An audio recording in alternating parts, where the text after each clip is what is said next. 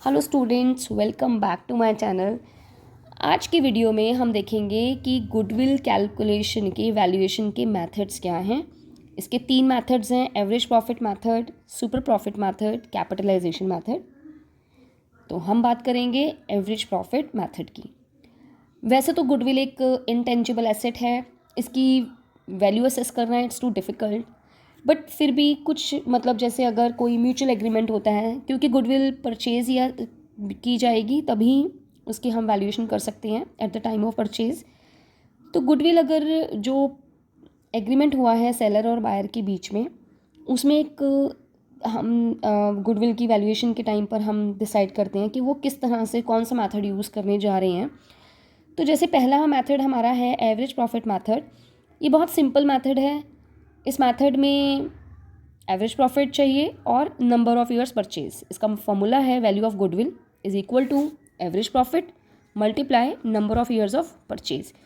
आपको पता है एवरेज प्रॉफिट कैसे निकालते हैं। आप 3 साल के प्रॉफिट्स से एवरेज प्रॉफिट निकालना चाहते हैं तो 3 सालों के प्रॉफिट्स को ऐड करके 3 से डिवाइड। अगर बायर और सेलर पिछले 4 सालों के प्रॉफिट्स का एवरेज निकाल के चाहते हैं तो पिछले 4 साल के प्रॉफिट्स को ऐड करके 4 से डिवाइड, राइट। तो वो हमारा एवरेज प्रॉफिट आ जाएगा। अब हमें चाहिए number of years of purchase. Number of year purchase क्या है?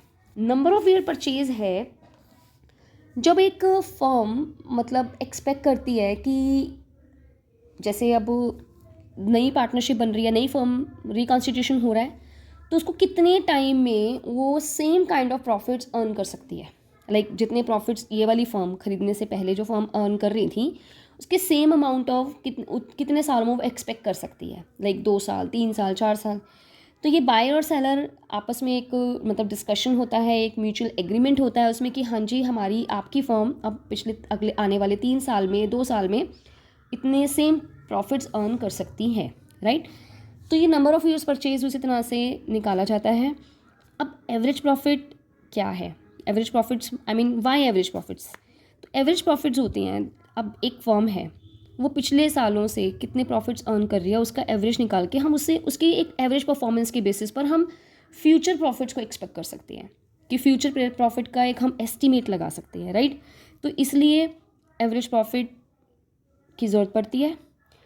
लेकिन एवरेज प्रॉफिट की कैलकुलेशन करने से पहले, जैसा कि मैंने आपको बताया कि प्रॉफिट्स को प्लस कर देते हैं और उतने ही नंबर्स 5 सालों के प्रॉफिट्स हैं तो 5 से डिवाइड कर देते हैं, राइट। बट अगर फर्म में एवरेज प्रॉफिट्स में net profit of the year में कुछ एबनॉर्मल गेन्स और एबनॉर्मल लॉसेस अगर उसमें इंक्लूडेड हैं, उसको चार्ज किया गया है लॉस और इन प्रॉफिट्स इंक्लूडेड हैं, तो उसे हमें कंसिडर नहीं करना। एवरेज प्रॉफिट में अगर कोई एबनॉर्मल गेन है तो उसको हमें माइनस कर देना है। ऐसा क्यों? आपने एक लॉटरी जीत ली, आपने उसको आपको उसको प्रॉफिट कंसिडर कर लिया और वो नेट प्रॉफिट में शो कर दिया, आपने प्रॉफिट एंड लॉस अकाउंट में एंट्री कर दी। तो क्या वो जो आपने लॉटरी जीती, या फिर आपने टेकन अनदर एग्जांपल, आपने कोई लैंड बेची और उसके ऊपर गेन हुआ, वो आपने नेट प्रॉफिट की कैलकुलेशन के टाइम पर प्रॉफिट एंड लॉस अकाउंट में लिख दिया। अब क्या वो अमाउंट जो आपने प्रॉफिट एंड लॉस अकाउंट में लिखा है वो आपका कमाया हुआ लाभ है? नो, वो एक ऐसा प्रॉफिट है जो आपको अनएक्सपेक्टेडली मिल गया, एक नॉर्मल गेन है। एक्चुअल प्रॉफिट्स होती हैं जो आपने, जैसे हम गुडविल की कैलकुलेशन कर रहे हैं, गुडविल में हमने पहले भी देखा था, इसका मतलब है गुड नेम, एक फर्म का गुड नेम। तो जो बिज़नेस एक अपनी जगह बनाती है, बिज़नेस चलता है, वो प्रोडक्ट से बनता है, चलता है, कस्टमर बार बार आता है, तो वो क्यों आएगा? क्योंकि शायद हमारी सर्विसेज अच्छी हैं, हमारे प्रोडक्ट्स अच्छे हैं। तो उसमें हमने कुछ बेचा नहीं और वो जो प्रॉफिट ज़्यादा दिखा रहा है वो एक ऐसा था, लैंड बेचने से आ गया, ठीक है ना। तो ऐसा प्रॉफिट हम कंसिडर नहीं करते, उसे हम माइनस कर देते हैं उसी साल के प्रॉफिट्स में। मान लो 2014-15 के प्रॉफिट्स में कोई 10,000 का अमाउंट है लैंड बेचने पर या कोई मशीनरी बेचने पर, आपने उसको इंक्लूड ऐड किया हुआ है, तो वो आपको उसमें से लेस करना है। ऐसे ही एबनॉर्मल लॉस की बात करें, एबनॉर्मल लॉस होता है फैक्ट्री में आग लग गई या मान लो चोरी हो गया, तो जो सामान हमारा डैमेज हुआ है, जो हमारा डिस्ट्रॉय हुआ है या हमारा स्टोलन हो चुका है, तो उससे क्या होगा? वो हमारा था, अगर ऐसी अनएक्सपेक्टेड सी हैपनिंग ना होती तो हम उतने प्रॉफिट्स अर्न करते, क्योंकि हम उतना ही माल, अब इतने सालों से बिज़नेस चल रहा है तो हमारा प्रोडक्शन के एक्सपेक्टेशंस होती हैं, तो हम उतना ही माल मंगवाते हैं या उतना ही माल हम प्रोडक्शन करते हैं, राइट। तो अगर उसमें कोई अनएक्सपेक्टेड ऐसे लॉस हो जाता है तो इसको हम ऐड कर देते हैं। ऐसा क्यों? अगर ऐसा ना होता तो ये हमारा अर्न प्रॉफिट होता, हम उतना प्रॉफिट अर्न करते, हम उतना गेन अर्न करते, ठीक है। तो इसलिए एबनॉर्मल लॉस अगर दिखा रहा है क्वेश्चन में, आपको बताया हुआ है कि ये इसमें से चार्ज किया गया है, तो we have to add back that amount to the net profit of that year. अब ऐसे इनकम है इन्वेस्टमेंट के ऊपर, इनकम हमने कहीं किसी के शेयर्स खरीदे हुए हैं, उसके ऊपर से इनकम जनरेट हुई है, हमने नेट प्रॉफिट, हमने उसको लिख दिया, हमने उसको नेट प्रॉफिट्स में ऐड कर दिया, तो that is also we will not consider it, हम इसको लेस कर देंगे, क्योंकि ये इनकम ऐसी इनकम है जो आउटसाइड से हुई है, हमारी फर्म के अंदर से जनरेट नहीं हुई है, राइट।